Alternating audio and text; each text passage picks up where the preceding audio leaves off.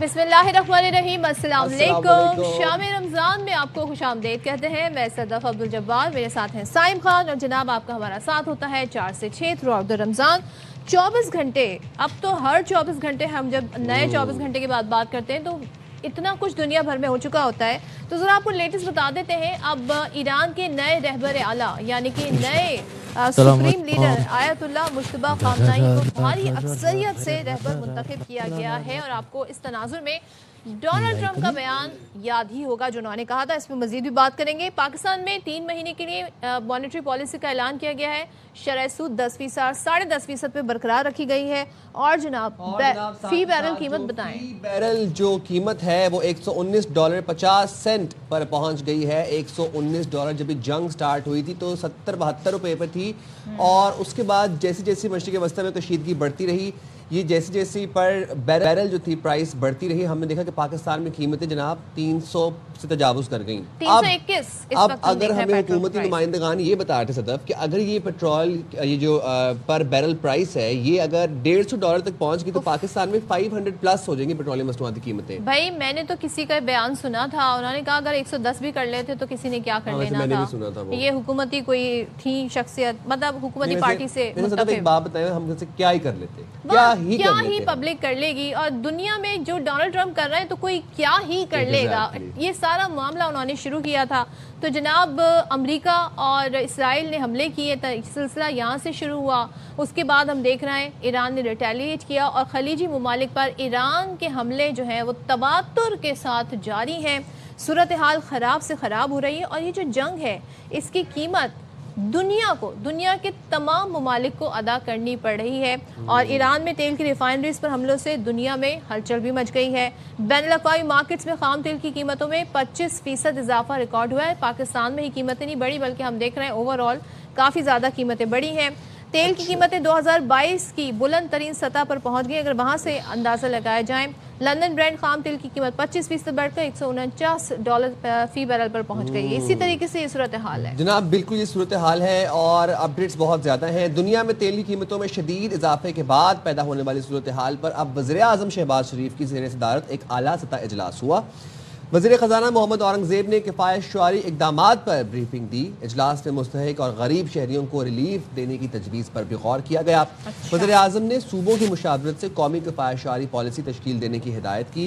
इजलास में चारों सूबों के वज़ीर आला और वज़ीर आज़म आज़ाद जम्मू कश्मीर ने वीडियो लिंक पर शिरकत भी की। वज़ीर आज़म GB के नुमाइंदगान भी मीटिंग में मौजूद थे। अच्छा, ये अब जनाब हुकूमत सर जोड़कर बैठ रही है। प्लान ये किया जा रहा है कि किफ़ायत शुआरी कैसे की जाए, अब अपने जो एक्सपेंसेस हैं उनको कट कैसे किया जाए, एक्सपेंसेस जो कॉस्ट है बेसिकली उसको कैसे कट किया जाए, को कट किया जाए, मतलब किफ़ायत शुआरी कैसे की जाए ये सोचा जा रहा है। चले, बहुत अच्छी बात है। ये पब्लिक सोचा जा रहा है, ये पब्लिक सोचे कि किफ़ायत शुआरी कैसे करनी।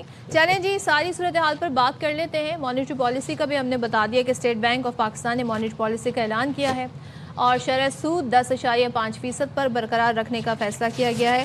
तो ये तमाम तर माशियत से जुड़े इशू हैं। तो इसी पर बात कर लेते हैं। माशी तज्ज़ियाकार हमारे साथ हैं doctor Khaqan Nazir. Thank you so much doctor Khaqan for joining us. तो सबसे पहले ज़रा मॉनेटरी पॉलिसी से ही बात कर लेते हैं। आइंदा 2 माह के लिए जारी की गई है और हम ये देख रहे हैं कि शरह सूद 10.5% पर बरकरार रखी गई है। क्या सूरत हाल नागुज़ीर थी कि इसे बरकरार ही रखा जा सकता? इसको कम नहीं करके सहारा पब्लिक को थोड़ा नहीं दिया जा सकता? ओवरऑल पेट्रोल के कितने प्राइस बढ़े ऑलरेडी? सर इस वक्त तो आप ऑब्वियसली ये चाहते हैं कि जो डिमांड है वो कर्टेल्ड रहे। आपने जो प्राइस सिग्नल दिया था 55 रुपए कीमत बढ़ाने का, वो भी इसलिए दिया था। और मॉनेटरी टाइटनिंग भी जो है उसमें आप मतलब अभी कमज़ोरी नहीं लाना चाहते। आप 22% से 10.5 पे आए। आप नहीं चाहते कि लोग ज़्यादा गाड़ियाँ खरीदें, इंपोर्ट बिल बढ़े, लोग ज़्यादा लीजिंग करें, इंपोर्ट बिल बढ़े। इसलिए थोड़ी सी कर्टेलमेंट जो है, और जो इन्फ्लेशन है वो 7% पे थी, ऑलरेडी बढ़ी हुई थी प्री वॉर। यानी कि फरवरी का नंबर 7% था, यानी कि कीमतें 7% ऑन दी एवरेज। CPI बढ़ा पिछले साल से कंपेयर करें अगर फरवरी को, ये 5.4% था जनवरी में। सो इन्फ्लेशन बढ़ गई थी। और जो मार्च का नंबर आएगा, अगर प्राइस पास थ्रू 20% अगर कीमत बढ़ती है तेल की, 1-1.5% इन्फ्लेशन बढ़ जाती है। ये तो डायरेक्ट इम्पैक्ट है। दूसरे इम्पैक्ट्स भी देखेंगे तो आपको कीमत बढ़ी हुई नज़र आएगी किस चीज़ की, यानी कि चीज़ों की डायरेक्टली और इनडायरेक्टली बिजली में फ्यूल प्राइस एडजस्टमेंट जाएगी, लॉजिस्टिक्स बढ़ेंगे, ओवरऑल रमज़ान का इफेक्ट आएगा। सो मार्च का नंबर बड़ा होगा। इसको अभी छेड़ने की कोई वजह नहीं थी, 10.5 पे मेंटेन करें। ये एक सप्लाई शॉक है। अब डिपेंड करता है कि ये सप्लाई शॉक जो है ये कितना अरसा चलता है। असल बात तो जो है वो यहाँ आके रुकती है। इस पे मॉनेटरी पॉलिसी जो है वो यही रखे कि डिमांड बहुत बढ़े ना मुल्क में, और लोग जो है बहुत ज़्यादा नई बोरोइंग ना करें इस वक्त, और इसी तरह हम ये टाइम जो है वो राइड आउट कर लें। So I think that decision was an expected decision. हाँ खान साहब, जब 55 रुपये पेट्रोल की कीमतों में इजाफा किया गया तो अवामी रद्द-ए-अमल ये आया कि जो बोझ अवाम पे डाला जा रहा है ये बोझ शेयर कर लिया जाए ना। हुकूमत भी अपनी शाह खर्चियाँ कम करे, जो शॉपिंग स्प्री चली हुई हुकूमत की उसको भी कंट्रोल किया जाए। लेकिन हुकूमती नुमाइंदगान हमें ये बताते हुए नजर आए कि हम 110 भी बढ़ा सकते थे, अगर बढ़ाते थे तो आप लोग क्या कर लेते। एंड सेकेंडली तौजीह ये पेश की गई कि ऑल्टरनेट रूट से अब ऑयल आ रहा है तो उस ऑल्टरनेट रूट की एक्स्ट्रा कॉस्ट भी होगी। बट आज वज़ीर आज़म को एक ब्रीफिंग दी गई, उसमें किफ़ायत शुआरी के ऊपर बात की गई। तो ये किफ़ायत शुआरी जो है, आपको लग रहा है कि इसके बाद ये जो इक़दाम किए जा रहे हैं, एक्सपेंसेस कट किए जा रहे हैं, कॉस्ट कटिंग की जा रही है, इसके बाद असरात आएंगे, मौसर असरात आएंगे? साइम, मैंने ना आज से चंद दिन पहले, और चूँकि मैं सिर्फ पाकिस्तान अथॉरिटीज़ के लिए नहीं ये लिखा था, कुछ और ममालिक के लिए भी लिखा था, तो मैंने कहा था कि जो एनर्जी इम्पोर्टर है, चूँकि वॉर की फ्लूइडिटी इतनी ज़्यादा है, और ख़ुद अगर यूएस ने ये कहा है कि ये 4 से 6 हफ्ते है, और पाकिस्तान के पास रिजर्व्स 28 दिन के थे जिस दिन वॉर शुरू हुई, और आज लेट से 22-23 दिन पे आ गए हैं, तो इन रिजर्व्स को कंजर्व किए बगैर आप ये टाइम जो है राइड आउट नहीं कर सकते। So that's most important. So तब मैंने ये लिखा था कि एनर्जी डिमांड मैनेजमेंट फ्रेमवर्क दे, इसको ऑस्टेरिटी का एक तो नाम ही ना दें, it is nothing to do with austerity. अच्छा, what is the energy demand efficiency framework? Work pattern की तब्दीली। अगर हम आज सदफ को 5वें दिन दफ्तर ना बुलाएं और पब्लिक सेक्टर प्राइवेट सेक्टर में चले जाएं 4 डेज पे, तो जो 55 रुपए का इम्पैक्ट है वो सदफ पे जीरो हो जाएगा। क्यों जीरो हो जाएगा? इसलिए कि उसने तो 5वें दिन फ्यूल नहीं खर्च किया। फ्यूल की भी सेविंग हुई, सदफ की पॉकेट की भी सेविंग हुई, इंपोर्टेड फ्यूल मंगवाने की भी सेविंग हुई, और बैलेंस ऑफ पेमेंट की भी सेविंग हुई। अब मुझे बताएं कि इसमें कौन सी रॉकेट साइंस है? आगे चलें, यूनिवर्सिटी स्कूल्स अगर पिछले हफ्ते बंद कर देते तो क्या होता? स्प्रिंग हॉलीडेज इस वक्त पूरे यूएई में चल रही हैं, आप भी दे देते। जून जुलाई की हॉलीडेज को अभी ले लेते, जून जुलाई में ज़्यादा खोल लेते, एक शॉक लगा है ना। इसी तरह ऑनलाइन मीटिंग्स पे चले जाते। ये तो नंबर 1 चीज़ थी। Number 2, mobility management, car pooling, ये सब कुछ कोविड में, जैसे कहते हैं ना, बड़ी ही तनदही से पाकिस्तान ने किया था। Pakistan was a star in covid, we handled it so well. वो जो एक पूरा एनसीओसी का एक मैकेनिज्म आया था जिसमें हमने ये किया था। फिर जो ऑफिशियल, जो आप कह रहे हैं जिसको कवायद शारी कह लें, adjust fuel allowances, private sector के भी पब्लिक सेक्टर के भी, इससे क्या होता? आपका एक्सपेंडिचर कट आता। आप आईएमएफ के पास जाते हैं, उन्हें कहते हैं यार पीडीएल में से कुछ पैसे छोड़ दो, नेक्स्ट प्राइस हाई कितनी नहीं करेंगे। एक मिसाल दे रहा हूं आपको। एनर्जी इन जो एफिशिएंसी है, इसके बड़े क्लियर प्रोटोकॉल्स हैं sign. Conservation protocols in office, factories, public and private buildings. शाहराहों की बिजली, एक आसान लफ्ज बताऊं, आपकी स्ट्रीट पे अगर 10 लाइट्स है ना, तो रात को इनको 5 कर देते हैं। क्यों कर देते हैं? रात को आप जब बिजली रैंप अप करते हैं ना, जब पीक डिमांड आती है, तो आपकी एनर्जी इंपोर्टेड यूज हो रही होती है। इसी तरह पब्लिक बिहेवियर को चेंज करना और मार्केट डिसिप्लिन, यानी कि शॉर्टेजेस ना होने देना। वॉर आपके हाथ में नहीं है। सप्लाई साइड जरूर आपके पास देर आर लिंकेजेस, कहाँ से? रेड सी से, फुजेरा से आप मंगा सकते हैं। ये बात दुरुस्त है, इसमें कोई शक की गुंजाइश नहीं है कि ये ऑप्शन जरूर एग्जर्ट करना चाहिए। लेकिन पर असल ऑप्शन क्या है? मैकेनिज्म क्या हो? प्राइस कंट्रोल हमारे पास है, वॉर हमारे हाथ में नहीं है बिलाशुबा। आज 119 पे मामला है, कल 150 बैरल फी बैरल जा सकता है। लोग तो प्रेडिक्ट कर रहे हैं ऐसा ना हो कि 200 पे भी जा सकता है, लेकिन लेट्स सपोज कि 150 पे चला जाता है, तो हमारे यहाँ जो टैक्स की मद में जो आवाम से पैसे लिए जाते हैं, लेवीज की मद में जो पैसे लिए जाते हैं, वहाँ से नहीं एडजस्ट किया जा सकता। So here's the answer to that. The answer is कि आपने जब ये सारे डिमांड मेजर्स ले लिए होते और पूरे मुल्क की खपत को ड्रॉप कर दिया होता, तो हर एक की पॉकेट से कम पैसे जा रहे होते। इन द लॉन्ग टर्म तो इसके बिल्कुल जवाब ही फ़र्क है। शॉर्ट टर्म का जवाब यह है कि 105 रुपये इस वक्त पेट्रोलियम डेवलपमेंट लेवी है जो मोटर बाइक पे मैंने देनी है जब मैं ARY के दफ्तर आता हूँ।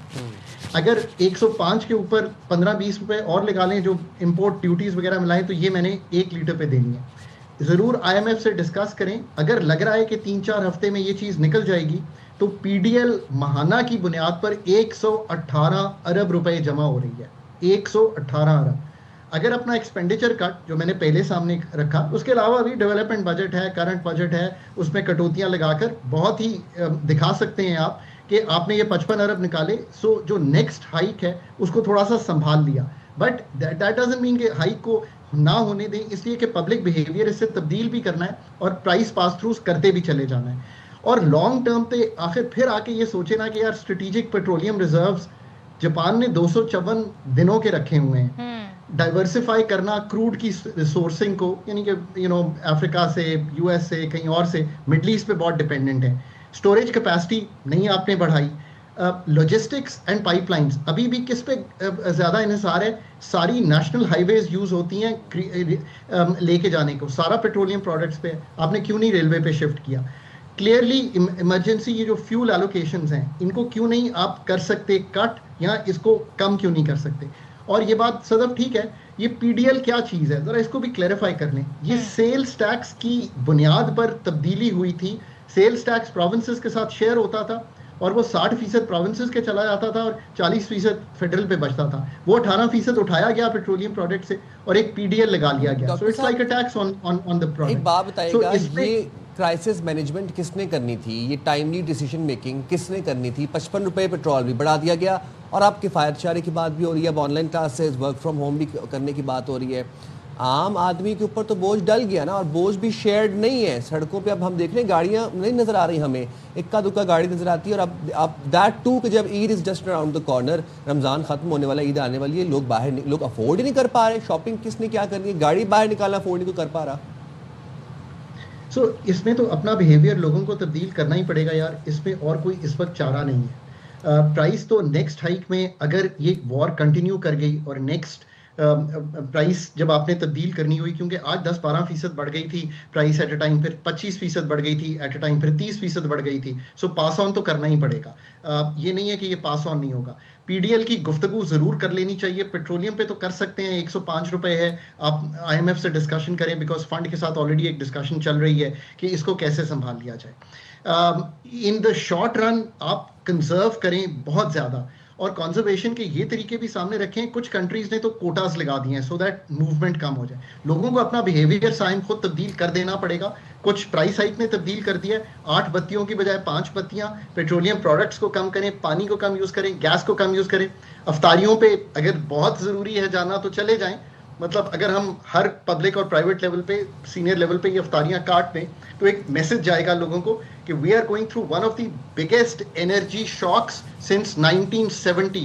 ट्राई एंड अंडरस्टैंड कि दुनिया गुजर किस चीज से रही है। इकोनॉमिक ग्रोथ शेव ऑफ हो रही है दुनिया की, इन्फ्लेशनरी इम्पैक्ट है, इकोनॉमिक इम्पैक्ट ये भी है कि जो ऑयल प्राइस की स्पाइक है उसके अलावा एक बहुत बड़ा क्वांटिटी का इम्पैक्ट स्पाइक दोनों।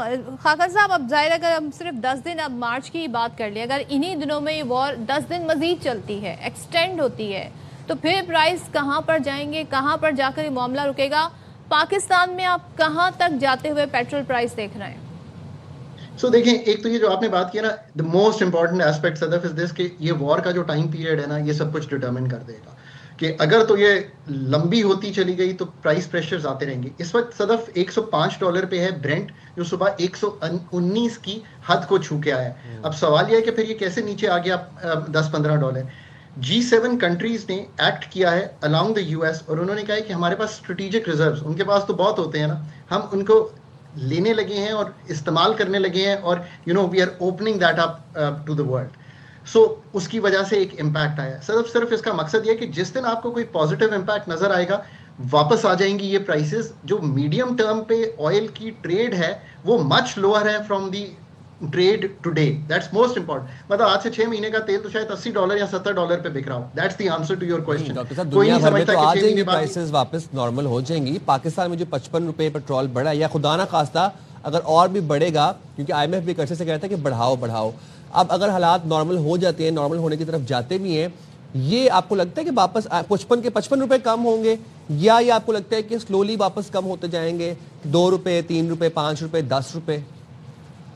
देखिए ये अगेन डिपेंड करता है कि कितनी जल्दी, यानी कि ये जो 105 का ब्रेंट है अगर 85 पे आ जाता है तो आपका 25-30 रुपए निकल जाएंगे।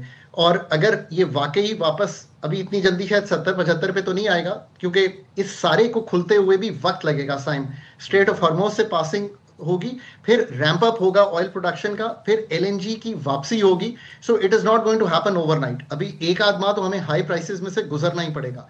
रिडक्शन आई थिंक ग्रेजुअल होगी, पर रिडक्शन उस दिन शुरू होगी जब signals of cease fire, Hormuz का खुलना, agreement on sitting on the table.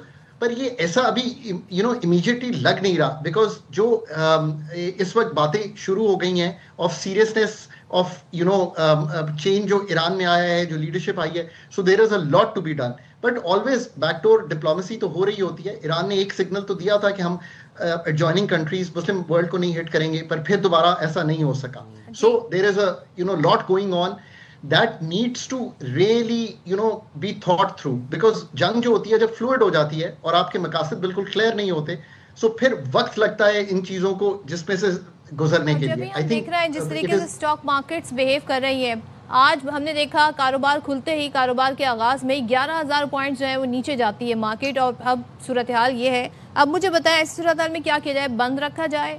कारोबार का आगाज किस तरह मॉनिटर किया जाए? मंडे का दिन किस तरह मॉनिटर किया जाए? मार्केट को कैसे स्टेबल किया जाए? तो जापान जब सुबह खुला था वो भी 5% के करीब डाउन था, फिर 7% भी डाउन गया। फिर ऑस्ट्रेलिया खुला, सूरज निकलता है जब ईस्ट से, तो पाकिस्तान तक जब पहुंचे तो why did the Pakistan market take such a hit? इसलिए कि सबको मालूम है कि हमारी मैक्रो स्टेबिलिटी जो है वो फ्रेजाइल है। ये अनसर्टेनिटी जब इस तरह के मुल्क में आती है तो वो बहुत हिट करती है। जो IMF एंगेजमेंट में है, ये सारी चीजें फॉसिल फ्यूल्स के लिए डिपेंडेंट है, रिजर्व्स कम हैं, और अभी तक हमने वो सीवियर मेजर्स टू कम्युनिकेशन के वो सब जो हैं वो फ्रेम किए जा रहे हैं। मार्केट ने अनसर्टेनिटी की हिट ली, sell before and think later वाली बात में, और लोगों की लेवरेज्ड पोजीशंस भी होती हैं, बोरो करके की होती हैं। फिर पाकिस्तान की मार्केट 1,90,000 पे ऑलरेडी एक करेक्शन में आ गई थी before we had gone into this, because uncertainty सी क्रिएट हो गई थी। अब आप देखें ना, अगर इन्फ्लेशन बढ़ती है, $600 मिलियन पर मंथ के हिसाब से फर्क पड़ेगा हमारी इंपोर्ट बिल पे। $600 मिलियन, ये जो ब्रेंट का राइज या प्लैट्स जो हम सिंगापुर की कीमत लेते हैं उसके राइज से।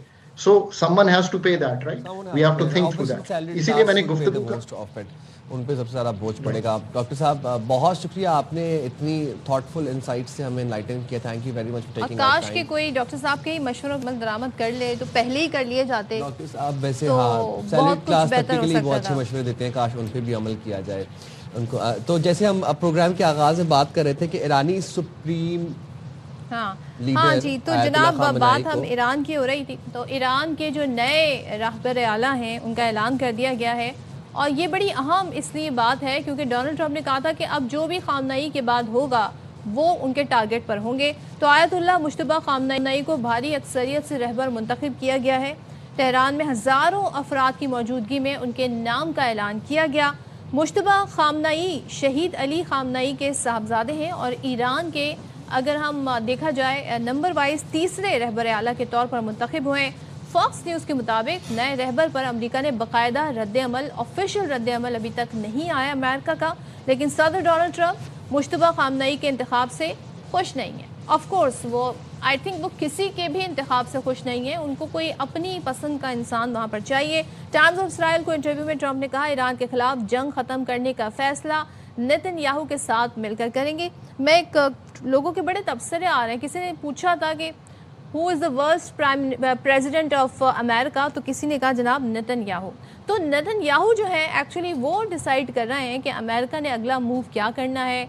यहाँ तो डोनाल्ड ट्रंप साहब ये इंप्रेशन दे रहे हैं कि ऑफिशियली अब रद्द अमल अमेरिका ने क्या देना है ये वो नेतन्याहू के साथ मिलकर तय करेंगे। इससे इसके बाद क्या रह जाता है? रात को मैं अपने हमारा एयरवन न्यूज़ देख रहा था तो खबर चल रही थी कि अमेरिका जो है वो नाराज़ हो गया बेसिकली इसराइल से। अच्छा। पहली नाराज़गी जो है वो अमेरिका की हुई है इसराइल से। किस बात पे? क्योंकि इसराइल ने ईरानियन जो ऑयल रिफाइनरीज हैं उनको निशाना बनाया है। तो अमेरिका ये कहता है कि मुझे तो आपने बताया ही नहीं इनको ईरानियन ऑयल रिफाइनरीज को निशाना बनाने से पहले, और मुझे तो तवक्को ही नहीं थी। डोनाल्ड ट्रंप ने ये कहा क्योंकि obvious Donald Trump doesn't want कि अब ईरानियन जो ऑयल रिफाइनरीज है ना उनका नुकसान हो, ताकि फिर पूरे खित्ते में, पूरे आपको पता है कि पूरी दुनिया के अंदर फिर ऑयल प्राइसेस बढ़ेंगी, तो वो ये नहीं चाहते थे। लेकिन इसराइल ने उनको बताए बगैर अनअवेयर रखा उनको और यहाँ पर अटैक करिए, तो अमेरिका फिर इसराइल से नाराज़ भी हो गया। डोनाल्ड ट्रंप रूट भी जाते हैं और फिर बड़े आसानी से मान भी जाते हैं, बड़े अनप्रडिक्टेबल से आदमी हैं। हम बात कर लेते हैं इसी हवाले से, फिर हमारे साथ मौजूद हैं अहमद इसी हवाले से, और जो हमले दोनों जानिब से जा रहे हैं इस पर भी बात कर लेते हैं। बिल्कुल जनाब, तो हमारे साथ मौजूद हैं माहिर बैनुल अक़वामी उमूर अहमद हसन अल अरबी साहब। बहुत शुक्रिया अहमद हसन अल अरबी साहब, आपने प्रोग्राम के लिए वक्त निकाला। अमेरिका और इसराइल की ईरान से जंग तूल पकड़ती जा रही है और जितने दिन गुजरते जा रहे हैं हम देख रहे हैं कि एक मौशी बहरान, एक गैर यकीनी सूरत हाल ना सिर्फ खित्ते में बल्कि पूरी दुनिया में आती जा रही है। आपको क्या लग रहा है ये सीज़ फायर कैसे होगा, और अगर नहीं हो रहा सीज़ फायर तो फिर ये जंग कब तक जारी रहेगी? जी बहुत शुक्रिया जी। देखें, इसमें जो सीज फायर है वो आप जिस भी, अगर आप लॉजिकली भी देखें, आप अगर सिचुएशन एनालिसिस भी करें और आप इनमें इंटरेस्ट जो है वो डिफरेंट एलिमेंट्स के जो इस जंग के अंदर इन्वॉल्व हैं आप वो भी देखें, तो डी एस्केलेशन जो है वो हर किसी के इंटरेस्ट में है। इस वक्त अमेरिका की इंटरेस्ट में डी एस्केलेशन है, ईरान भी यही चाहता है कि उनकी नई लीडरशिप आई है, पावर कंसोलिडेट कर रहे हैं, वो स्टेबलाइज होने के लिए भी उनको थोड़ा स्ट्रेटेजिक पॉज चाहिए। लेकिन इस सारी इक्वेशन के अंदर जो इसराइल है और इसराइल में भी जो नेतन्याहू है, नेतन्याहू अफोर्ड नहीं कर सकता जंग को डी एस्केलेट करना। मैं थोड़ा सा आपके सामने टाइमलाइन ये रखता हूँ।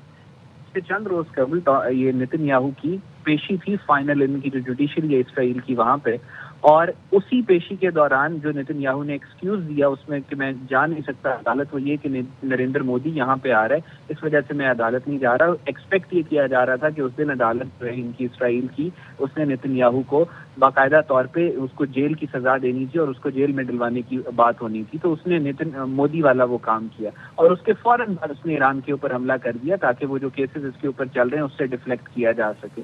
सो नेतन्याहू के इंटरेस्ट में नहीं है कि ये जंग रुके, बाकी जितने भी एलिमेंट्स हैं वो ये जंग रोकना चाहते हैं। इसी वजह से आपने भी अपने इंट्रोडक्शन में जो आपने बात बताई कि जिस तरीके से वो ऑयल रिफाइनरीज के ऊपर बहुत शदीद कॉन्फ्लिक्ट आया है अमेरिका और इसराइल के दरमियान में, उसकी वजह यही है कि जब आप ऑयल रिफाइनरीज और एनर्जी इंफ्रास्ट्रक्चर्स को हिट करते हैं इस तरीके से, इस नौयत पे, तो एस्केलेशन बहुत बढ़ जाती है। अमेरिका एस्केलेशन कंट्रोल करना चाह रहा है, इसराइल एस्केलेशन जो है उसको बढ़ाना चाह रहा है, तो इस वजह से इन दोनों के दरमियान में भी आपको इख्तलाफ नजर आ रहा है। अच्छा, लेकिन हम ज़रा बात देखें तो यूजुअली जब जंगें हुआ करती थी या इस तरह की, कभी हमने देखा इन्वेजन किए जाते थे, इराक वॉर की भी अगर हम बात करें, अफगानिस्तान पे जब क्या अलायंस बनते थे, मुल्क डिसाइड करते थे जी हम किसके साथ खड़े हैं। अमरीकी सदर यूँ तो दावा कर रहे हैं हम जंग जीत चुके हैं और अब हमें बरतानवी बहरी बेड़ों की ज़रूरत नहीं है, लेकिन ताख़ीर जो डिले है वो हम याद रखेंगे।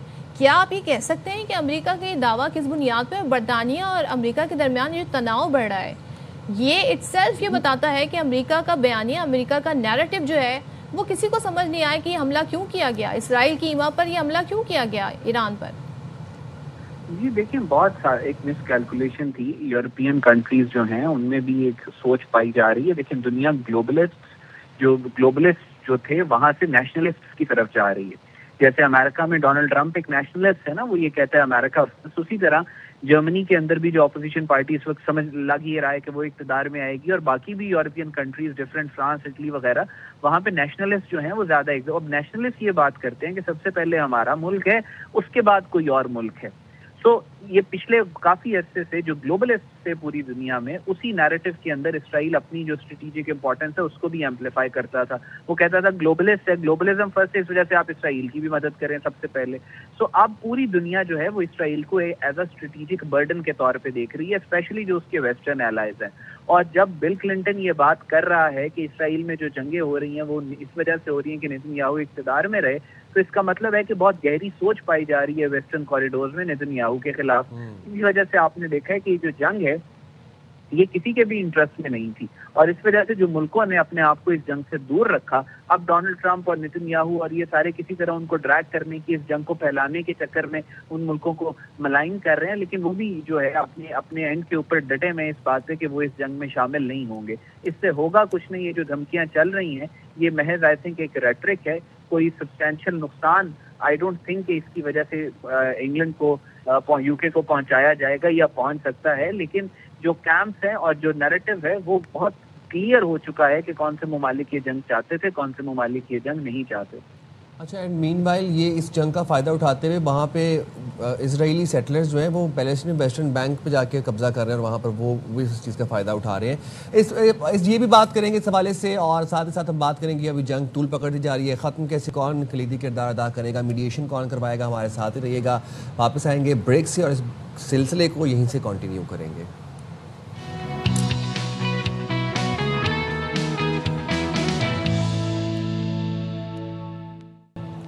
Welcome back once again. और अहमद हमारे साथ ऑलरेडी मौजूद थे, सारे इशू पर बात कर रहे थे। Thank you so much Ahmed for being so patient. और ज़रा उसी सिलसिले को आगे कंटिन्यू करते हैं। अब इस वॉर के डिफरेंट एस्पेक्ट भी हैं। सबसे ज़्यादा जो लोगों को हिट कर रहा है, मुल्कों को हिट कर रहा है, वो माशी एस्पेक्ट है। और वो ज़ाहिर है तेल की कीमतें जिस तरीके से मार्केट में पहले वो 119 पे गई, अब वो कम होकर फी बैरल 105 पे हो गई हैं। लेकिन डोनाल्ड ट्रंप ये कहते हैं जी मेरे पास बहुत रिजर्व ऑयल है, मैं लोगों को दे दूंगा, मैं इसकी जो है वो एक्सपोर्ट कर दूंगा। लेकिन अल्टीमेटली क्या इसके पीछे मकासद ये नहीं है कि इसका फ़ायदा डोनाल्ड ट्रंप को ही हो रहा हो? ज़ाहिर है उनकी भी ऑयल रिफाइनरीज हैं और हमें पता है वो कितने बड़े बिजनेसमैन हैं। मतलब 105 106 पर फ़ायदा तो उन्हें ज़ाहिर है 1 या 4 बैरल भी नीचे आ जाए तो फ़ायदा तो उन्हें होना है, फ़ायदा उन्हें होना है जब पैसे बढ़ेंगे।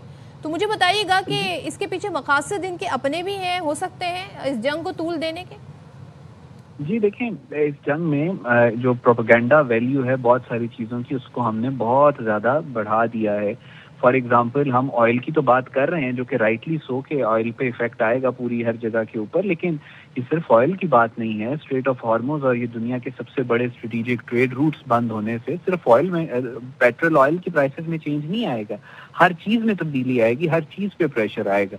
डोनाल्ड ट्रंप की यस ऑयल रिफाइनरीज इनकी हैं और ये सब कुछ अपनी जगह के ऊपर है, लेकिन इसके साथ साथ इन पे प्रेशर भी बहुत ज्यादा है। ये कह के आए थे कि मैं पीस मेकर हूँ, मैं वॉर मेकर नहीं हूँ। ये कहते थे कि मुझे नोबेल प्राइज, पीस प्राइज मिलना चाहिए। और इनकी वजह से ये जो जंग इन्होंने इम्पोज की है ईरान के ऊपर, इसराइल अमेरिका ने, उसकी वजह से पूरी दुनिया में अगर इकोनॉमिक क्राइसिस आएगा, भूख का और वो सारी चीजें लोगों को फेस करनी पड़ेंगी, तो एक पॉपुलिस्टिक लीडर की जो पॉपुलैरिटी है वो नोज डाइव करेगी, बहुत बुरी तरह नीचे की तरफ जाएगी। सो इस वजह से भी इनके ऊपर प्रेशर है। और ये जो बात कर रहे हैं कि मेरे पास बहुत ज्यादा ऑयल मौजूद है, प्रैक्टिकली पूरी दुनिया के लिए जो ट्रेड रूट्स हैं और फिर जो ऑयल है उसको सब्स्टिट्यूट करना अमेरिका के साथ, वो प्रैक्टिकली थोड़ा डिफिकल्ट है। सो इसमें कोई प्रैक्टिकलिटी मुझे नजर नहीं आ रही, सिर्फ एक रेटरिक और इंफॉर्मेशन वॉरफेयर डोमेन में इसकी वैल्यू है। प्रैक्टिकल ग्राउंड्स के ऊपर इससे कोई डिफरेंस नहीं होगा। अच्छा अहमद हसन साहब, यही मैं आपसे जानना चाह रहा हूँ कि ये हम देख रहे हैं कि अंधाधुंध दोनों पार्टीज बस मिसाइल्स फायर किए जा रही हैं। डोनाल्ड ट्रंप ने ये बताया था कि जनाब एक हदफ ये है कि वहाँ पर एक तो ईरान का बैलिस्टिक मिसाइल प्रोग्राम ख़त्म करना है और दूसरे वहाँ पर रजीम चेंज करनी है ना।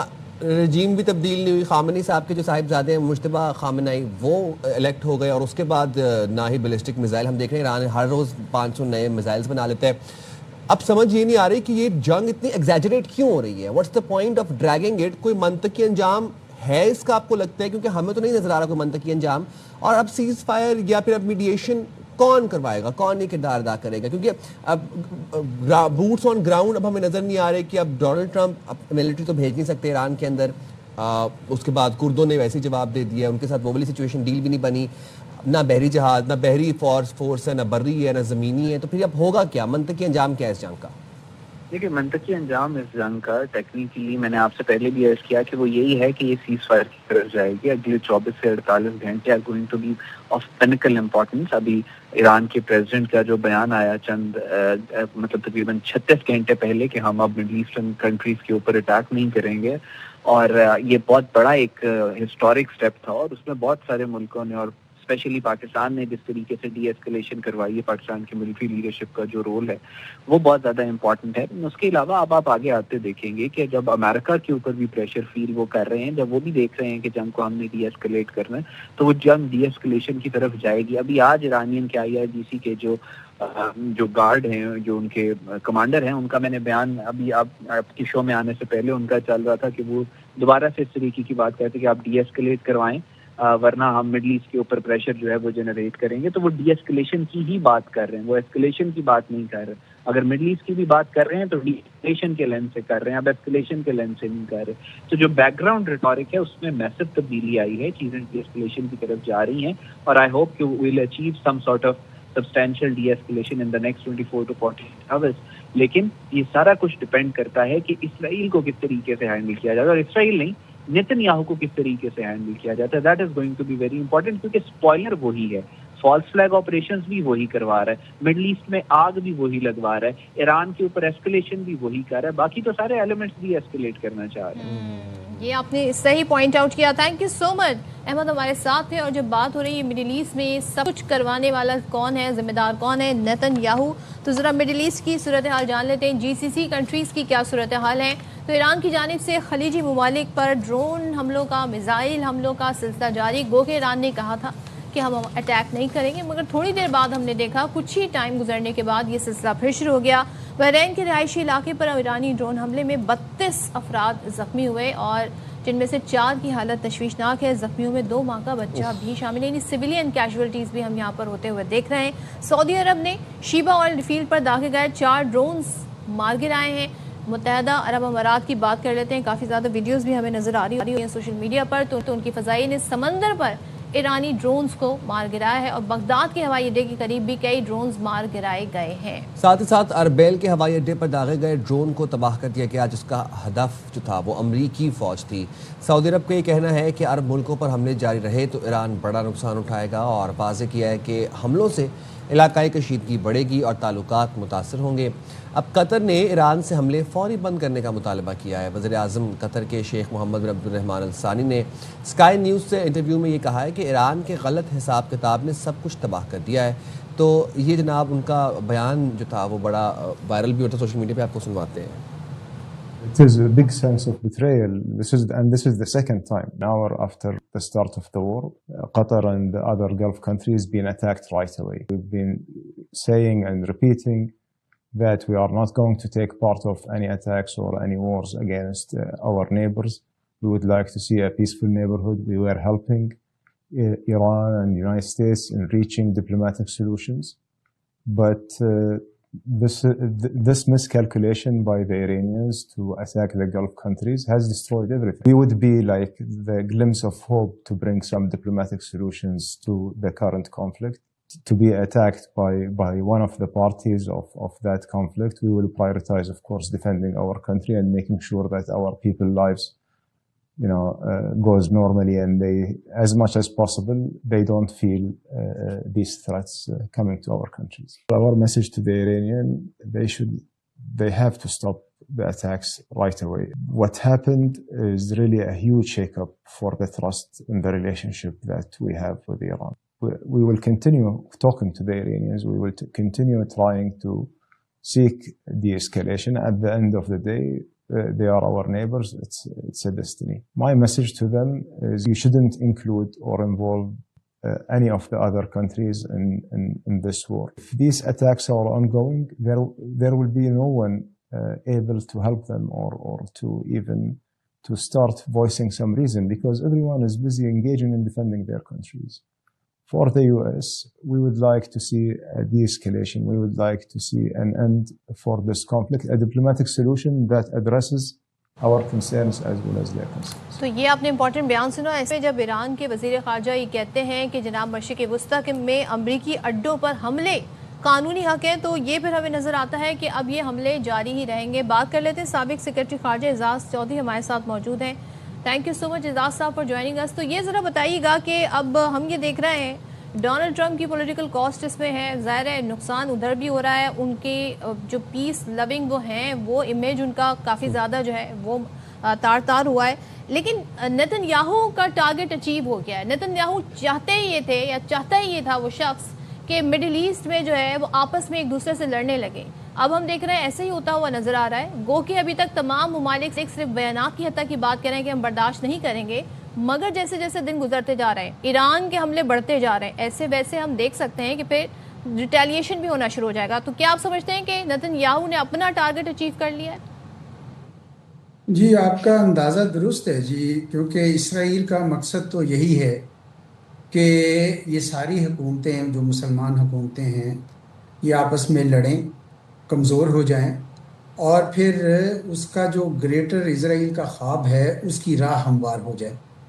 और मेरा ख्याल है कि अमेरिका कोई डायरेक्टली तो इसके साथ नहीं जुड़ा हुआ था कि भाई यही वो करना चाह रहा था, लेकिन अमेरिका की जो सपोर्ट है इसराइल को उसमें कोई कमी तो नहीं आई है। और वो उसी तरीके से ईरान को टारगेट करी जा रहे हैं। और एक लिहाज से वो अरब मुल्कों के साथ भी अमरीकी ज़्यादती कर रहे हैं कि उनके अड्डे इस्तेमाल कर रहे हैं। वो अड्डे इस्तेमाल नहीं होने चाहिए, जबकि इन मुल्कों ने एश्योरेंस दी थी ईरान को कि ये हमारी सरजमीन आपके लिए इस्तेमाल नहीं होगी। तो उससे लगता ये है कि दोनों इसराइल और अमेरिका इस हद तक तो जुड़े हुए हैं कि ईरान को इतना कमज़ोर कर दिया जाए, इतना डेसिमेट किया जाए, और इन दी प्रोसेस अगर दूसरी हुकूमतें भी हो जाती वो वहाँ पे मेरे ख्याल में इसराइल और अमेरिका का ज़रा डिफरेंस ऑफ ओपिनियन है। इसराइल तो यही चाहता है कि दोनों तरफ लड़े, लेकिन मैं अमेरिका शायद अपने इत्तेहादियों से एकदम से हाथ नहीं हटाना चाहता, तो थोड़ा डिफरेंस ऑफ ओपिनियन है। लेकिन ईरान के ऊपर तो दोनों यकजा हैं कि ईरान को हम इतना मारेंगे, जिस तरीके से गज़ा में इतनी बम्बिंग की थी कि तबाह कर दें और उनका सारी कमर तोड़ दें। तो अब ईरान भी डटा हुआ है, लगता तो ये बड़े पुरएतमाद नज़र आ रहे हैं। जब भी मैं इनकी स्टेटमेंट सुनता हूँ उनके वज़ीर ख़ारजा की, तो लगता यही है कि वो मुकाबला करना चाहते हैं, मुकाबला करना जानते हैं। उनकी माजी की तारीख भी ऐसी ही बताती है ईरानी कौम की कि वो कर सकते हैं मुकाबला। तो अब अगर वो इसराइल को इतना नुकसान पहुंचा सकते हैं जितना वो दावा कर रहे हैं, और वहाँ पे कुछ तो मिसाइल लगे हैं, इसराइल में कुछ खबरें आई हैं, लेकिन क्या इस हद तक पहुँचेंगे कि इसराइल कहे कि जनाब जंग रोक दिया है, हम तो बिल्कुल तबाह हो रहे हैं। इसका मतलब अभी कुछ कहा नहीं जा सकता कि ईरान के पास इतनी इस्तात है कि नहीं। मेरा अपना ख्याल शुरू दिन से है जी, जब ये जंग शुरू हुई थी तो मेरा ये ख्याल था कि दो स्ट्रेटजीज हैं ईरान के पास। एक है कि सिर्फ इसराइल पे करे सारी तवज्जो, और दूसरा ये है कि इन गल्फ़ कंट्रीज़ को भी लेकर आ जाए बीच में, ताकि पूरी दुनिया को फिक्र पड़ जाए और जंग रुकवा ली जाए। मेरा अपना ख्याल उस वक्त था और शायद आज भी है कि अगर बेहतर होता कि ये गल्फ़ रियासतों पे हमला करने की बजाय सारी तवज्जो उधर रखते इसराइल के ऊपर, तो शायद रिजल्ट्स बेहतर आते। बार उन्होंने यही मुनासिब समझा। अब यह है कि नतीजा ये होगा कि गल्फ़ रियासतें भी ईरान के ख़िलाफ़ होती जा रही हैं। अभी वो जंग में नहीं कूदी, इमेजिन करें अगर वो भी मुकम्मल तौर पर जंग में कूद गई तो ईरान के लिए खासा मुश्किल होगा, और सारी दुनिया के लिए, हमारे सब के लिए भी मुश्किल हो जाएगा, और उतनी जंग तूल पकड़ जाएगी। अभी दूसरा ख्याल सबका ये था कि 3 से 4 हफ्ते से ज़्यादा नहीं चलेगी, लेकिन अभी तो कोई एंड दोनों तरफ से नज़र नहीं आ रहा है। अमेरिका भी डटा हुआ है, इसराइल तो खैर डटा ही हुआ है, और ईरान भी डटा हुआ है। तो कोई सफारतकारी भी काम नहीं कर रही। पाकिस्तान की सफारतकारी ने कम से कम इतना ज़रूर किया था कि ईरान और सऊदी अरब के दरमियान हमने कोशिश की कि भई आप कम से कम ये ना करें। ईरान पे तो वाकई, सऊदी अरब पे तो वाकई ईरान को नहीं करना चाहिए था हमला मेरे ख्याल में, क्योंकि उनका ऑलरेडी रिप्रोचमा हो चुका हुआ था।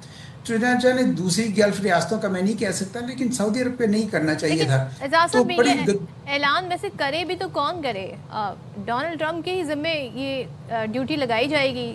नेतन्याहू को तो कोई फ़र्क नहीं पड़ता, वो कल को कह दें जी हम इस जंग का हिस्सा नहीं है, जंग का हिस्सा है, हमारा हक है दिफा, लेकिन असल बयान तो डोनाल्ड ट्रंप का होगा जो हेडलाइन बनेगा, दुनिया भर में बनेगा, और आई थिंक बड़ा पॉलिटिकल डैमेज भी हो सकता है अगर वो इससे पीछे हटते हैं तो।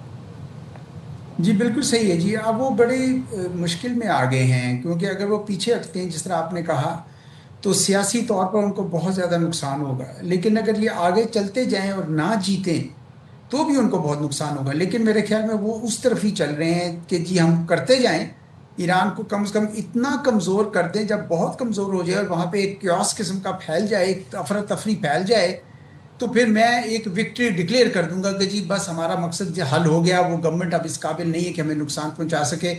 लेकिन ये कितने हफ्ते लगेगा ये नहीं पता ना जी, क्योंकि ख्याल तो यही था कि जल्दी जंग ख़त्म हो जाएगी कोई 3-4 हफ्ते में, लेकिन अब दूसरा हफ्ता शुरू है और अभी कोई आसार नज़र नहीं आ रहे कि इस जंग के ख़त्म होने के, जो बड़ी ही अफसोसनाक बात है, क्योंकि पूरे खित्ते के इलाके के लोगों को मुश्किलात पेश आ रही है, खुसूसन ईरान के अपने अवाम जो हैं वो भी बेचारे इसकी कीमत अदा करें। और अब ये जो सबसे बड़ी इश्तियाल अंगेज़ी जो इसराइल ने की है कि ईरान के तेल के जो ज़खायर हैं उनके ऊपर जो हमला करने से मैंने सुना है कि बड़ी ख़तरनाक सूरत पैदा होगी। इमेजिन करें कि ईरान अगर गल्फ़ रियासतों के तेल के ज़खायर पर भी जब हमला करना शुरू कर देगा तो यहाँ किस कदर ज़्यादा तबाही फैलेगी, और दुनिया भर के अंदर तेल की कीमतें इतनी आसमान को छूने लगेंगी और कितनी मुश्किल आ जाएगी।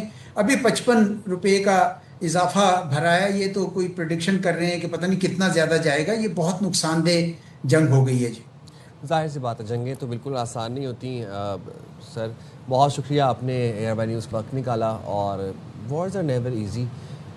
क्या ही कह सकते हैं, दुआ ही कर सकते हैं कि अभी जंग जिस तरफ चली गई है अब तो समझ जिन ही नहीं आ रहा। दिमागों ने जंग का प्लान बनाया है अब वो उसका हल भी निकाले, लेकिन हल आई थिंक उनके पास है नहीं। जो So बड़े अब उनको भी नहीं समझ आ रहा कि क्या करें। पीस के जो अलमबरदार थे, वो जो फ्लैग बेरर थे पीस के और दुनिया में जंगें रुकवाने के, वही जंग छेड़ बैठे हैं। तो हम यहाँ पे जाएंगे, ब्रेक पे हाजिर होंगे, ब्रेक के बाद स्टे देयर विद अस।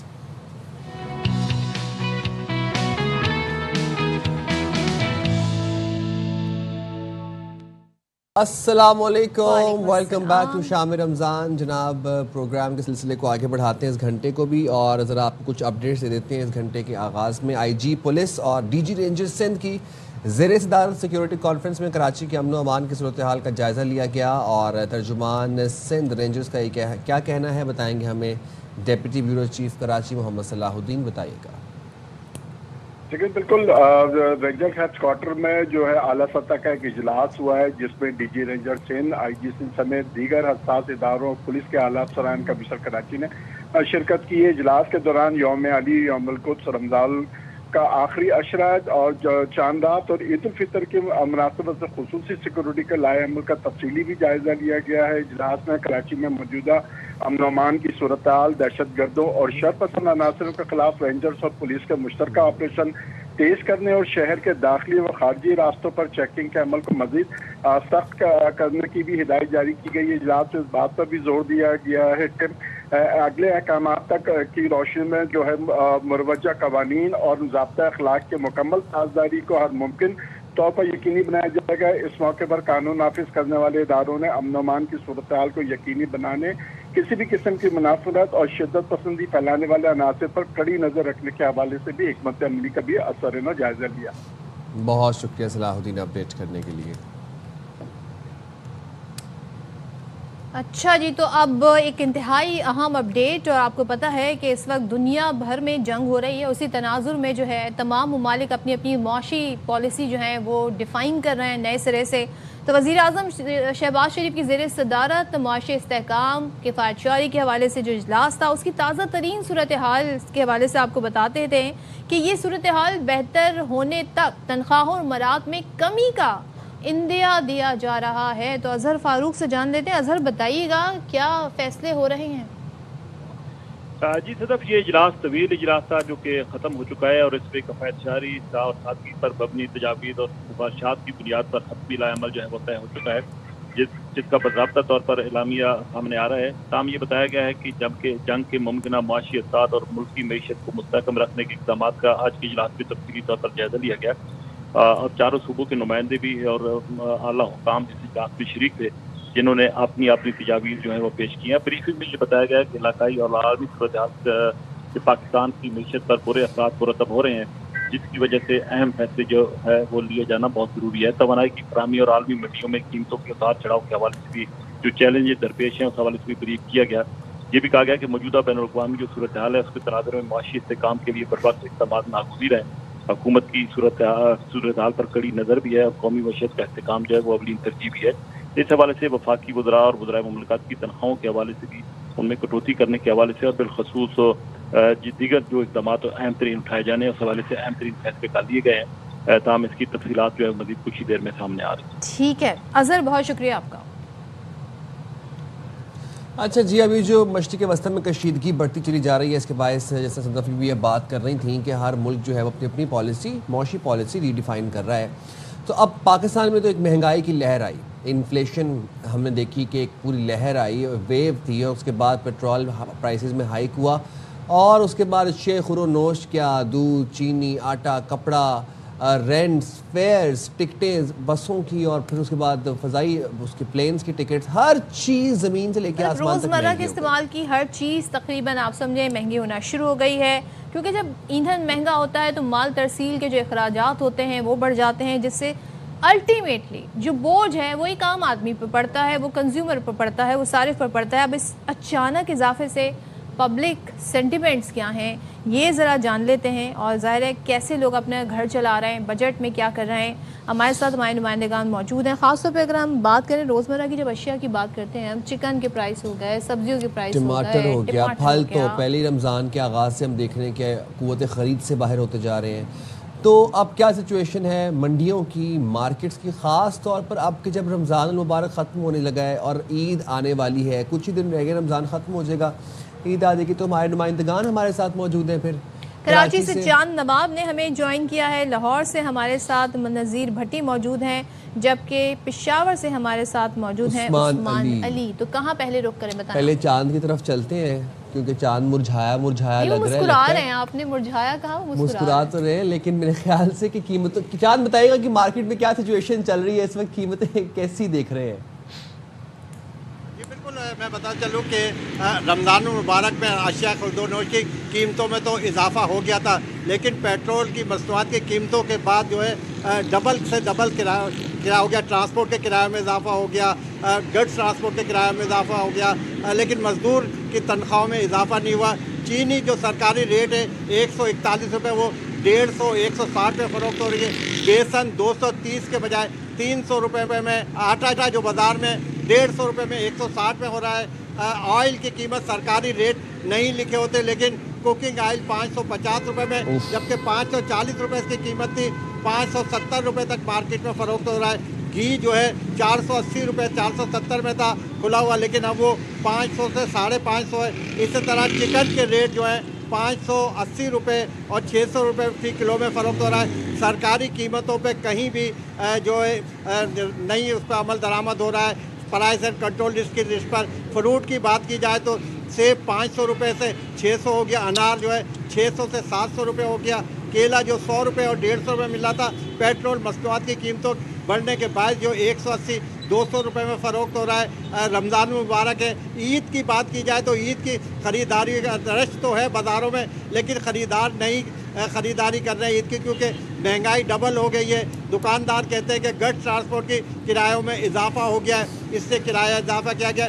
सब्ज़ी की बात की जाए तो आलू 40 रुपये से 80 रुपये में फ़रोख्त हो रहा है। जो टमाटर कराची में 40 रुपये किलो फ़रोख्त हो रहा था, वो 80 रुपये में फ़रोख्त हो रहा है। धनिया 20 रुपये से 40 रुपये में फ़रोख्त हो रहा है। तमाम चीज़ें दुगनी के इजाफा हो गया है। और घर के किराए में जो किराएदार थे, मालिक मकान ने भी किराए में इजाफा कर दिया है। बिजली की कीमतों में भी इजाफा हो गया। गैस मिलती नहीं है, NLG का जो नहीं होगी तो क्या होगा, सिलेंडर में गैस घरों में भराते हैं वो भी महंगी हो गई है। हर चीज महंगी हो गई है। चांद नवाब क्या करें, अब ज़ाहिर है ये शहर कराची का हाल है। और लाहौर चलते हैं, नज़ीर भट्टी से जानते हैं, क्योंकि ज़ाहिर है अब मामला जो है जो सरकारी निर्ख है उस तक नहीं महदूद हो सकता, क्योंकि उस पर अमल दरामद कैसे करवाया जाए। जब 55 रुपये एकदम से बढ़ेंगे पेट्रोल के, तो फिर कैसे कंट्रोल किया जाए। नज़ीर भट्टी बताएं क्या सूरत हाल है मार्केट्स में, सब्जी फल क्या कीमतें हैं इनकी अब?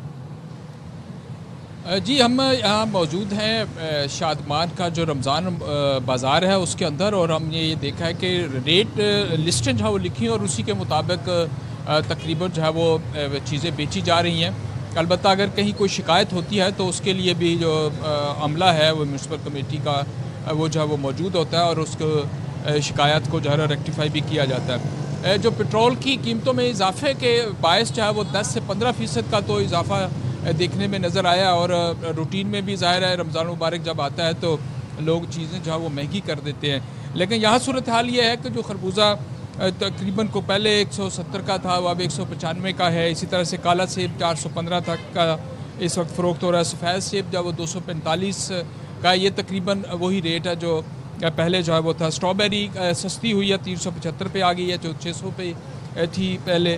केला 235 फ़ी दर्जन जो है वो दिया जा रहा है। खरबूजा 195 का हो गया। इसी तरह से अंगूर जो है वो उसका रेट वही है 560 पे जो है वो। अमरूद 140 का हो चुका है। इसी तरह पपीता 245 पे जो है वो पहुंचा। जबकि सब्जियों की अगर आप बात करें तो उसमें जो है वो तकरीबन थोड़ा सा इजाफा जो है वो नज़र आता है कि टींडे 38 रुपये है, आलू 18 रुपये है। इसी तरह से शलजम जो है वो 23 रुपये है, जबकि बैंगन 78 रुपये और खीरा जो है वो 43 रुपये जो फार्मी खीरा है। इस तरह शिमला मिर्च 118 रुपये किलो है, और जो मूंगरे हैं वो 88 है, और गाजर 78 रुपये है। इसी तरह बंद गोभी 48 का है, और सब्ज मिर्च जो है वो भी 123 की। और इस तरह से यानी को बहुत ज़्यादा इजाफा जिसे कहा जा सके, जैसे अभी कराची के रेट में सुन रहा था तो वो बहुत ज़्यादा बड़ी परेशानी है। कराची, लाहौर, पेशावर से भी जान लेते हैं। उस्मान आप बताएं क्या चल रहा है रेट आटा, चीनी, तेल, सब्जियों, फलों का? लाहौर और कराची जितनी है या फिर पेशावर में कुछ बेहतरी है?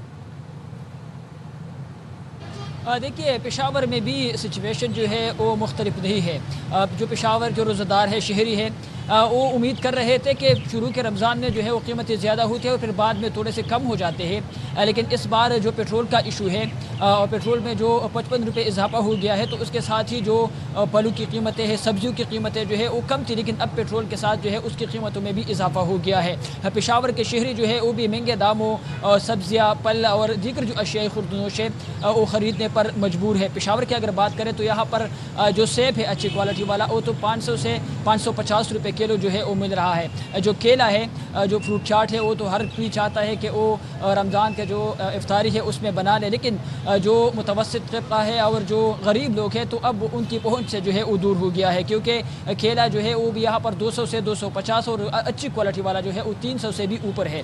इस तरह जो अमरूद है उसकी कीमत जो है 250 से शुरू हो जाती है और 350 तक जो है हो जाती है। जो सरकारी रेट है तो उससे अगर देखा जाए तो तकरीबन 30 से लेकर 50 रुपये जो है उससे ज़्यादा रेट जो है वो यहाँ पर वसूल किया जा रहा है। जिस जगह मैं मौजूद हूँ तो ये बाठान चौक है, पेशावर का फिरदौस का इलाका है, और यहाँ की जो सब्ज़ी होती है यहाँ पर या फ्रूट है तो उस शहर के दीगर जगह की निस्बत जो है यहाँ पर कीमत थोड़ा सा मुनासिब होता है, लेकिन यहाँ पर ये सूरत हाल है। अगर आप सदर जाए या फिर यूनिवर्सिटी रोड पर जाए तो वहाँ पर कीमतें जो है फिर और भी ज़्यादा हो जाती है, यानी यहाँ पर 500 रुपये मिल रहा है तो वहाँ पर आपको 600 से 650 पर मिलेगा। कंट्रोल करवाने के लिए एसीज और डीसीज हमें नहीं नजर आ रहे, मार्केट्स के अंदर मुतहरक भी नजर नहीं आ रहे। बहुत शुक्रिया आप मैं भी वो किफायत चोरी कर रहा हूँ, आप करनी पड़ेगी ना किफायत चोरी, लेकिन आप ये देखें कहते ना जो रह गए थे पीछे अब वो भी सामने आ गए हैं और ये लोग ना आए, ये डिमांड ना करें, ऐसा कैसे हो सकता है। तो हम बात कर रहे हैं जी डेयरी फार्मर्स एसोसिएशन वालों की।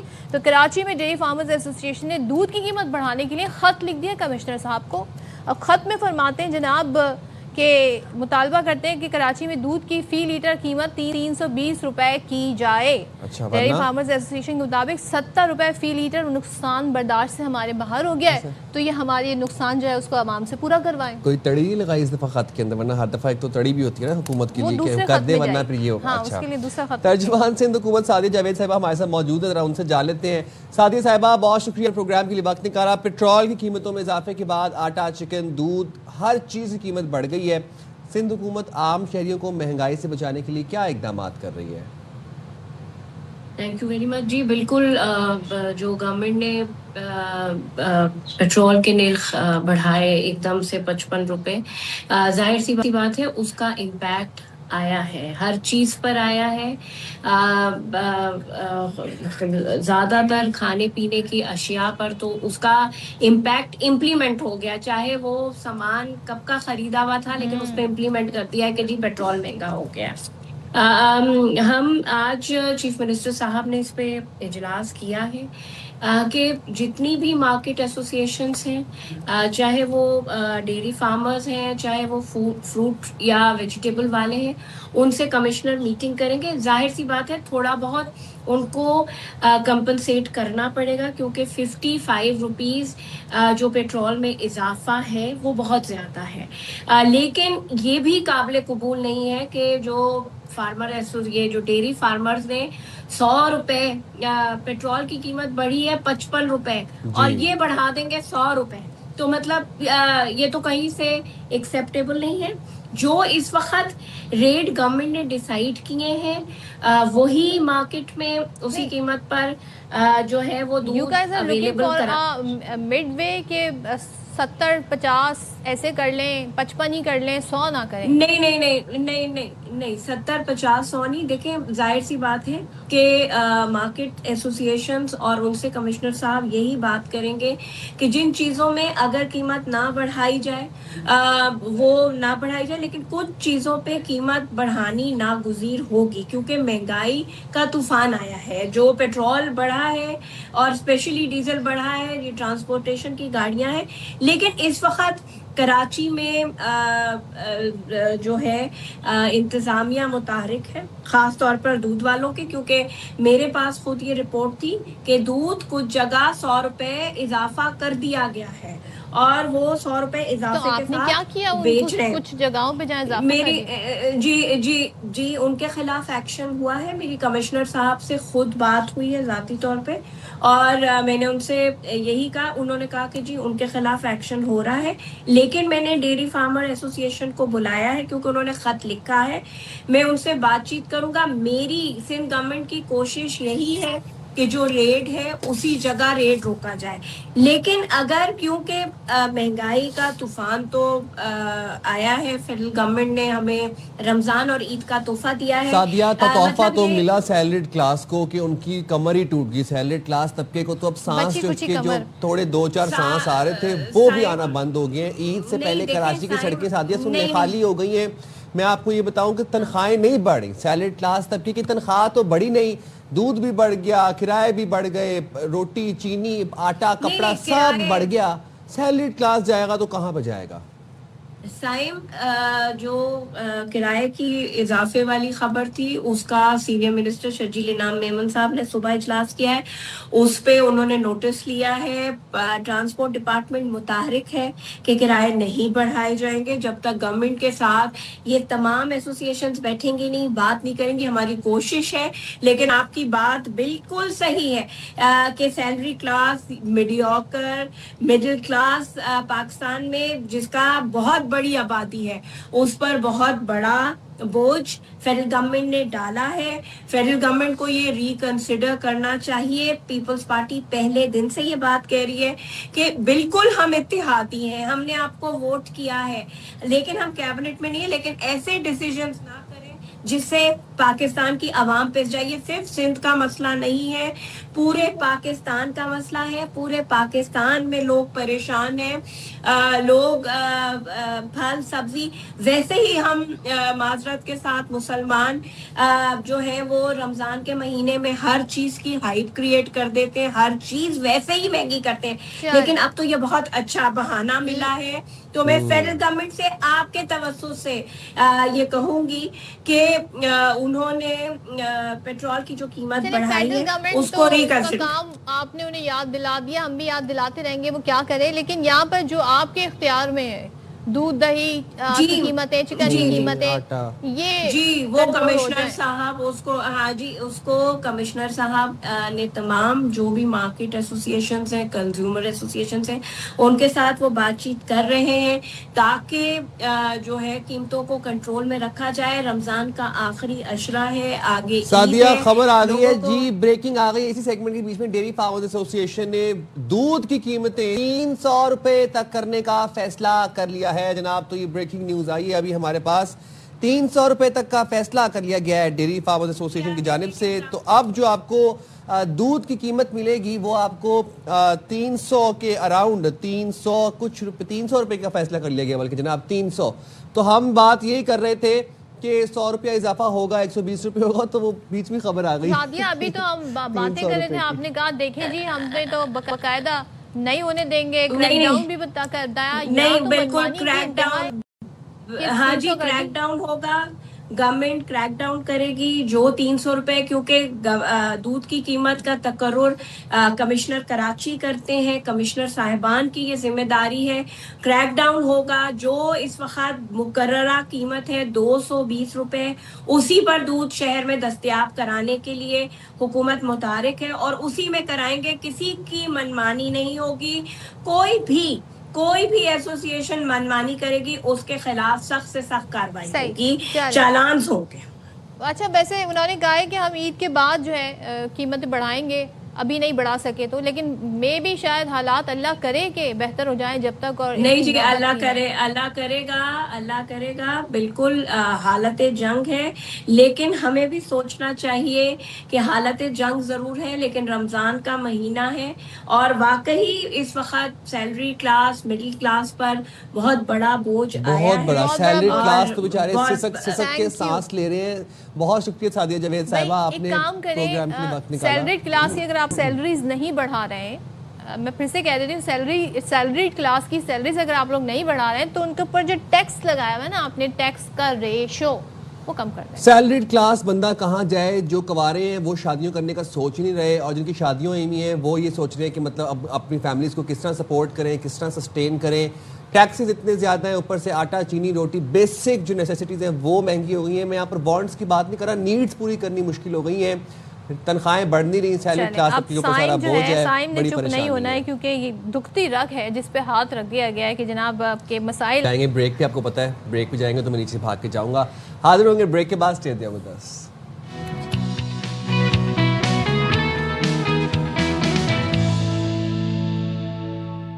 एक होता था T20 वर्ल्ड कप, वो खेला गया, पता नहीं हम उसमें कितने अरसे पहले निकल गए थे और जिस तरह हम निकले उसकी क्या ही बात करें। बहरहाल जी फाइनल हो गया है T20 वर्ल्ड कप 2026 का फाइनल। एक बार फिर से हम देख रहे हैं भारत जो कि दिफाई चैंपियन भी था, भारत ने फाइनल अपने नाम किया और टाइटल अपने नाम यूं कर लिया। तो यूं T20 वर्ल्ड कप का दिफा करने वाली ये पहली टीम बन गई है।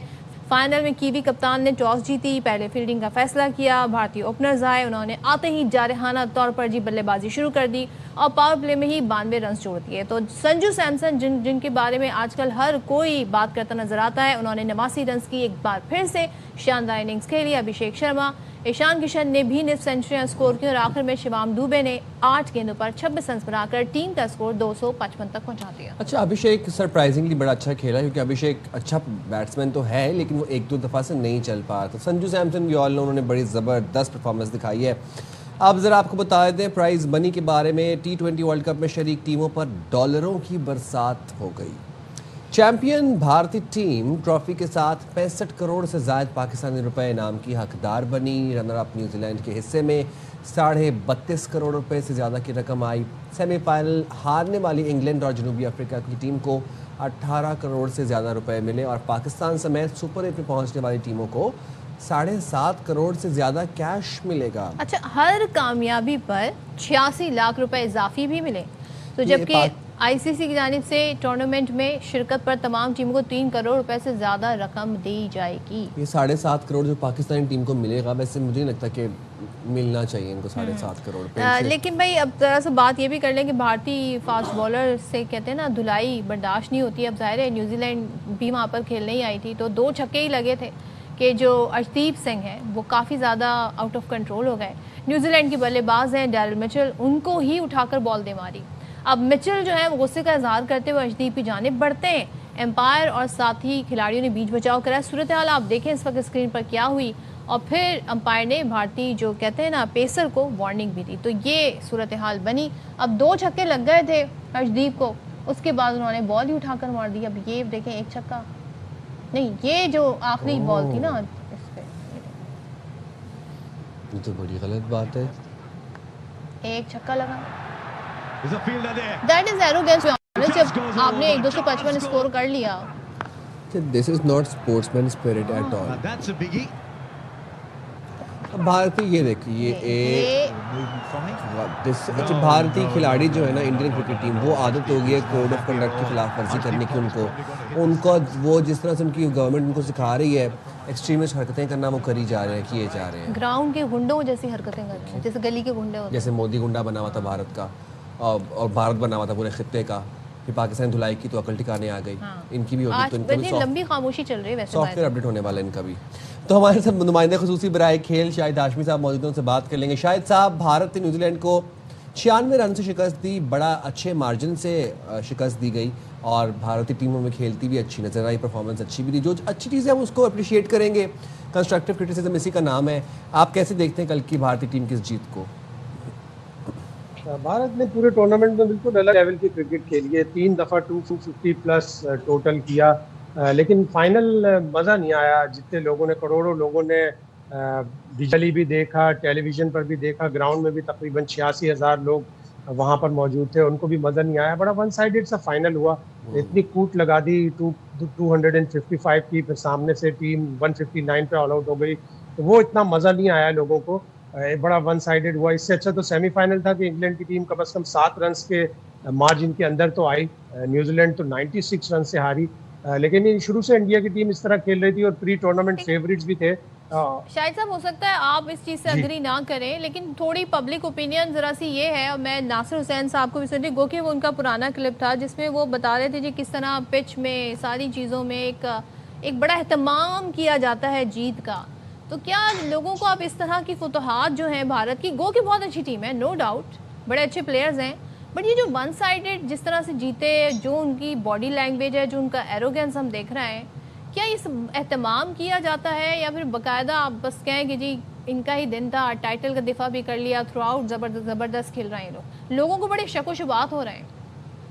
अच्छी क्रिकेट उन्होंने खेली है और उनको इस चीज़ की ज़रूरत नहीं है। उनकी टीम पिछले 2 साल से कोई भी बायलैटरल सीरीज T20 की हारी, पिछला टूर्नामेंट भी उन्होंने जीता था। तो जब वो अपने यहाँ टूर्नामेंट करवाते हैं तो इसी तरह करते हैं कि पिचेस को बैटिंग ओरिएंटेड करा देते हैं, लेकिन उनकी बॉलिंग भी साथ साथ बहुत अच्छी है। और जब बैटिंग ओरिएंटेड कराते हैं तो न्यूजीलैंड ने फिर टॉस जीतकर पहले बैटिंग इंडिया को देने की गलती क्यों की है? तो बड़ी गलती थी। वो सिर्फ ये सोच रहे थे कि हम सारे मैचेस सेकंड बैटिंग करके जीते हैं, इसलिए हम फाइनल भी सेकंड बैटिंग करके जीतेंगे। इंडिया ने तो इतना बड़ा स्कोर कर दिया था कि उसको चेस करना बहुत ही मुश्किल था। फिर इंडिया ने बॉलिंग भी बहुत अच्छी की। पूरे टूर्नामेंट में जसप्रीत बुमराह को खेलना बड़ा मुश्किल है।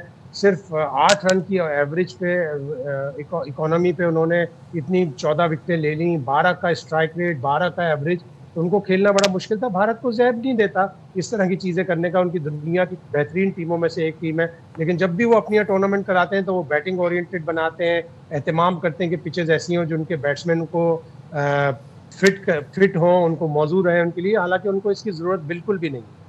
बिल्कुल, और न्यूजीलैंड तो हमें लग रहा था कि काफ़ी टफ टाइम देगी और हमें एक अच्छा कंपटीशन, एक मैच देखने को मिलेगा, बट ऐसा नहीं हुआ। बुमराह और अक्षर पटेल की बॉलिंग को वैसे आप क्या कहना चाहेंगे, किस तरह परखेंगे उनके बॉलिंग को?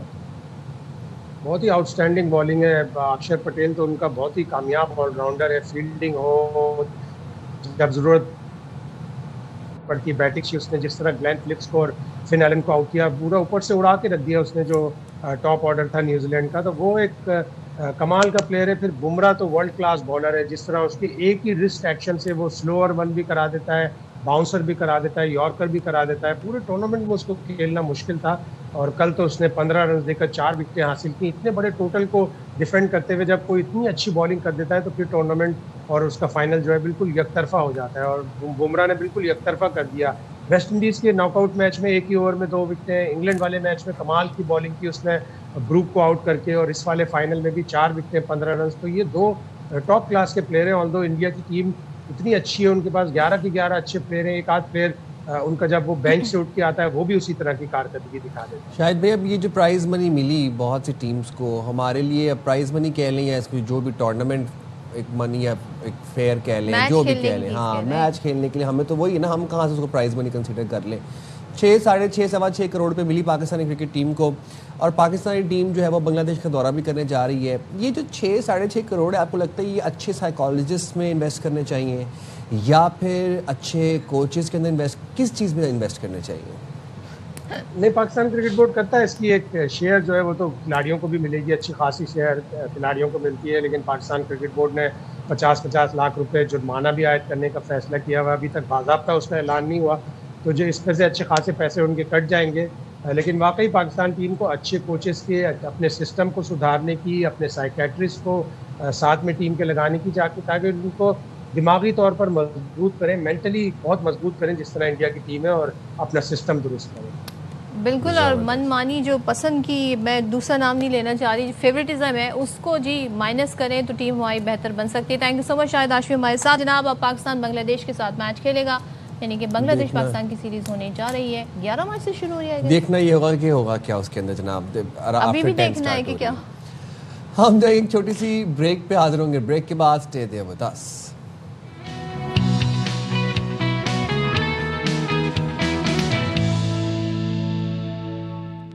वेलकम बैक जनाब। और आपको पता है कि पाकिस्तान अफगानिस्तान एक एस्केलेटेड कॉन्फ्लिक्ट में इंगेज्ड हैं, तो अफगान तालिबान और फितनल खवारिज के खिलाफ पाक अफवाज की ज़मीनी और फ़िज़ाई मौसर कार्रवाइयाँ जारी हैं।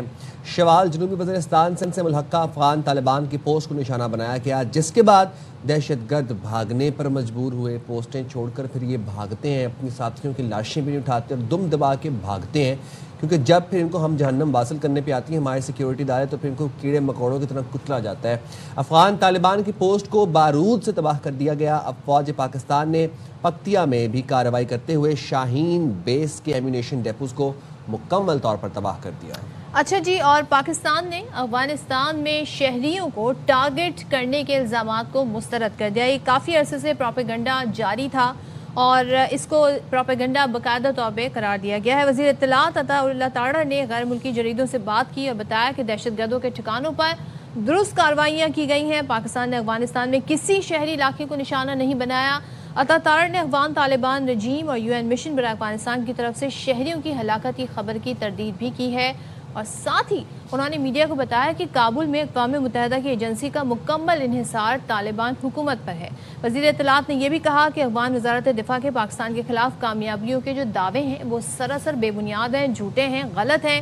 अफगान तालिबान और फितनतुल खवारिज के दहशतगर्द मिलकर हमले कर रहे हैं। अच्छा जी, अब कुछ सेम वॉइसेस हैं जो कि उठना शुरू हो गई हैं और आहिस्ता आहिस्ता दुनिया को, आलमी दुनिया को तो समझ आई गई थी, हमें तो आई गई थी, हम भी नेबर्स हैं, लेकिन अब बहुत से लोगों को इस बात समझ आ रही है कि अफगान तालिबान उबूरी हुकूमत जो है वो दहशतगर्दी की पुष्टपनाही कर रही है। अफगान तालिबान की दहशतगर्दों की पुष्टपनाही और वॉर इकॉनमी के खिलाफ अफगान रहनुमा अब उठ खड़े हुए हैं, सामने आ गए हैं। नेशनल रेजिस्टेंट फ्रंट के रहनुमा अहमद मसूद हैं, वो ये कहते हैं कि अफगान तालिबान रजीम पर उन्होंने कुछ शदीद तनकीद की और ये कहा कि अफ़गानिस्तान के मौजूदा हालात बराह रास्त अफ़गान तालिबान रजीम के बुरे अमाल का नतीजा है। आज अफ़गानिस्तान अपने लोगों के लिए जहन्नम, जबकि दहशतगर्दों के लिए जन्नत बना हुआ है। तो ये बड़ी इंपॉर्टेंट डेवलपमेंट है। इसी हवाले से बात कर लेते हैं। ब्रिगेडियर रिटायर्ड वकार साहब हमारे साथ मौजूद हैं। थैंक यू सो मच सारी सूरत हाल पर बात करने के लिए। सबसे पहले तो ये बताएं कि अफगान तालिबान रजीम को बार बार ये बात बावर कराई गई है कि दहशतगर्दी के खिलाफ ज़ीरो टॉलरेंस है पाकिस्तान की तरफ से। अफगान तालिबान को पाकिस्तान और दहशतगर्दों में से किसी एक का इंतखाब करना होगा, लेकिन हम ये देख रहे हैं कि ये सिलसिला जो है इसी तरीके से जारी और सारी है। ये पैगाम बहुत इम्पोर्टेंट है, लेकिन समझ दूसरी तरफ नहीं हो रही है। इस पर क्या कहना चाहेंगे? आई थिंक एक इम्पोर्टेंट मैसेज भी है मुल्ला मुजाहिद उमर के लिए, वो काफ़ी बढ़ के मारा थे कि ड्यूरन लाइन पे अभी जो वो हमारा कौमी मसला है, इनको बता दें हमारी तरफ से जी कि फिर काबुल पे हमारा बड़ा पुराना क्लेम है पाकिस्तान का, तो we are the heirs of Mughal empire, ठीक है ना। तो अगर आप ड्यूरन लाइन को नहीं मानते तो फिर हम भी नहीं मानते, देन वील डिसाइड इट, ठीक है। तो बाय फोर्स होगा, इसमें जितना जोर है फिर डिसाइड कर लेंगे कहाँ है ड्यूरन लाइन, ये भी फर्दर वेस्ट की तरफ सिरकती है या ईस्ट की तरफ सिरकती है। बाकी जो है यहाँ पे आई थिंक काफ़ी ज़्यादा रिसर्च हो रही है तुर्किया में कि इस वक्त जो हालात हैं इनके तालिबान के, उस पर एक अमरुल्लाह साले इनके, हालांकि पाकिस्तान के बड़े क्रिटिक हैं, उनका एक मजमून भी छपा है कुछ अर्सा पहले, उन्होंने 5 जो स्ट्रेटजी के पिलर्स हैं उसको सक्सेस करार दिया Pakistan. It is very strange कि जो ऑलमोस्ट सोन एनिमी थे किस ज़माने में पाकिस्तान के, वो कह रहे हैं कि एक तो मिलिट्री स्ट्रेटजी इनकी बिल्कुल सही हिट कर रही है, नंबर 2 तालिबान ने टोटल आइसोलेट कर दी है अपने मुल्क को और अफगानिस्तान की कोई वुकत नहीं रहेगी because of them. Number 3 there is economic crisis है बड़ा सीरियस, और नंबर 4 जो डिप्लोमेटिकली पाकिस्तान ने मनूवर किया है वो बहुत कामयाब रहा है, और इंटरनली पाकिस्तान में एक बड़ा अच्छा नैरेटिव बना लिया है कि ये बेसिकली ख्वारिज हैं और इनके साथ जो है जो जब तक अपना छोड़ते नहीं वतीरा तब तक ये लड़ाई जारी। तो आई थिंक ये बड़ी एक्नॉलेजमेंट है। बाकी देखें इनकी अभी हालत ये है कि they are running from pillar to post. कल भी बात हो रही थी कि ये डिस्पर्स्ड है, क़यादत में काफ़ी कंफ्यूजन है, विद इन बहुत सारा सवाल उठ रहे हैं। काफ़ी तालिबान ग्रुप खुद कह रहे हैं कि आपने पाकिस्तान के साथ मुहासबत करके दुश्मनी करके बहुत ज़्यादा नुकसान किया है, इकनॉमिकली भी किया। देखें एक तो ये बड़ा रूट था, 2 रूट थे पाकिस्तान, एक चमन वाला है और एक खैबर वाला। दूसरा जो है साउथ में इनके पास ईरान का था जो भी टोटली शट डाउन। प्रैक्टिकली इस वक्त अफगानिस्तान सीज हो चुका है और इनकी टेररिस्ट पॉलिसी की वजह से नोबडी वांट्स टू नो, उनको मुंह कोई लगाने को तैयार नहीं।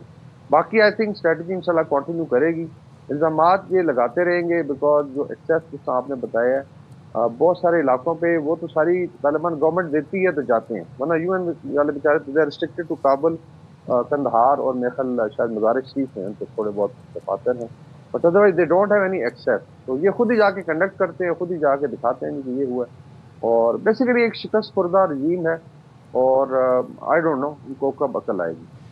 अच्छा ब्रिगेडियर साहब, ये बात तो हमें ऑपरेशन गाज़िब लिल हक़ के बारे में बताई जा रही है कि ये अपने अहदाफ मुकम्मल करने तक जारी रहेगा।